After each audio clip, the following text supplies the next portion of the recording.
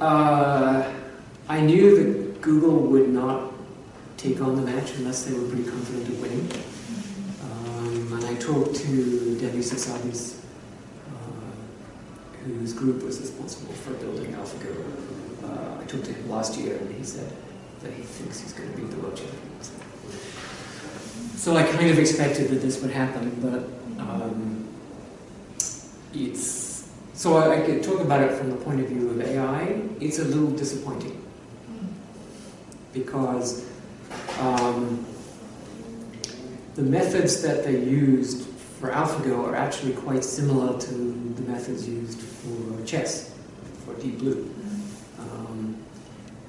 And I think in AI we had always assumed that Go was substantially more difficult than chess.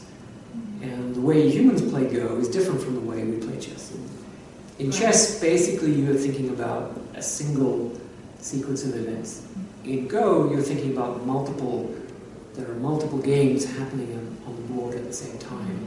And then you understand what might happen in each of those games, and then you understand how each of those games interacts with the other game.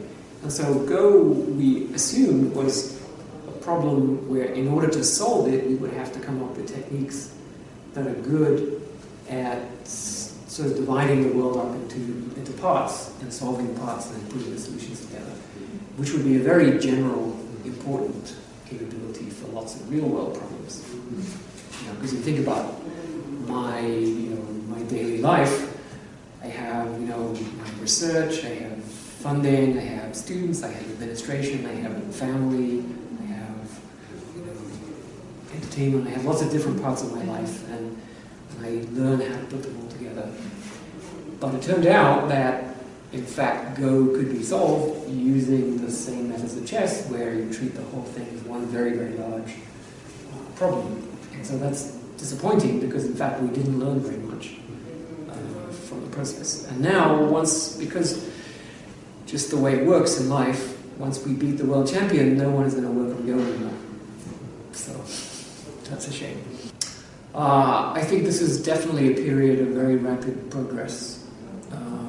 And compared to the early years of AI, the nature of the field has completely changed. It's much, much more mathematical now. And the work that we do is built on many, many mathematical results.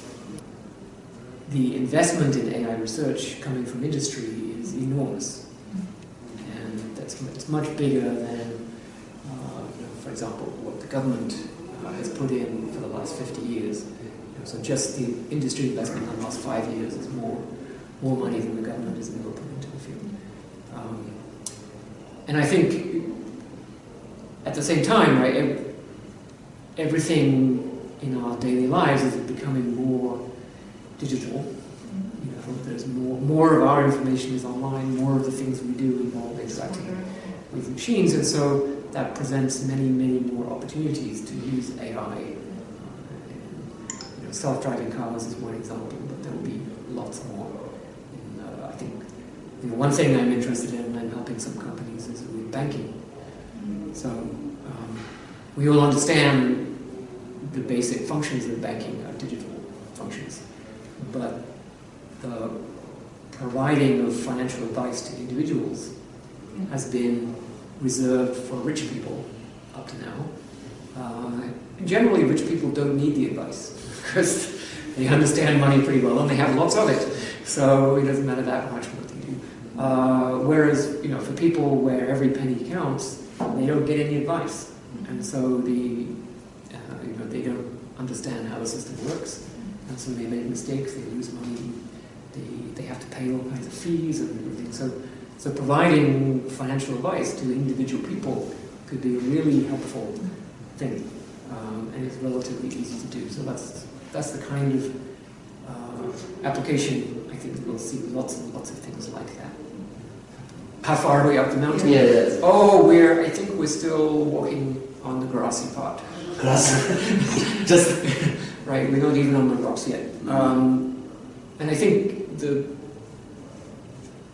biggest difference is that what we have now, we have technology that's impressive and can be applied to solving a single specific task, or a group of similar tasks. But humans can do pretty much anything. And if we don't know how to do it, we can work out how to do it. We can discover how things work and learn to deal with it. I would say that, in fact, our abilities as humans don't result from our individual intelligence. Most of what I can do and what you can do results from things that were learned by other people over thousands of years. Most people contribute very little that's original, that they discovered or learned themselves, but everyone contributes a bit, and it adds up because we have civilization, we have writing, we communicate down the generations. But AI systems are nowhere near the kind of intelligence that human beings have, and there are several major breakthroughs that need to happen before they have those kinds of capabilities. What we don't know is how long it will take for those breakthroughs. I think it could. Some of them could happen tomorrow. Some of them may already have happened and we don't know about them yet. But even if they all happen tomorrow, I think it would still take 10 years to translate those conceptual breakthroughs into real technology. But if they do happen, the economic value is unlimited. There are, think of a number, 5 trillion, 10 trillion. It's worth more than that. I think this is what people don't understand. They can't imagine what it would be like to have such a machine. Because we are so used to, if let's say we want to have a search engine, right? So like Google. Well, okay, it took years and years of research, hundreds of scientists, and then thousands of engineers to build this Google engine. It probably cost billions of dollars to create that search engine. If you have a general purpose intelligence, you don't need to do that anymore. You just say, "Oh, we'd like to be able to access information." You can create whole industries overnight just by asking for some new capability that you didn't know how to do before.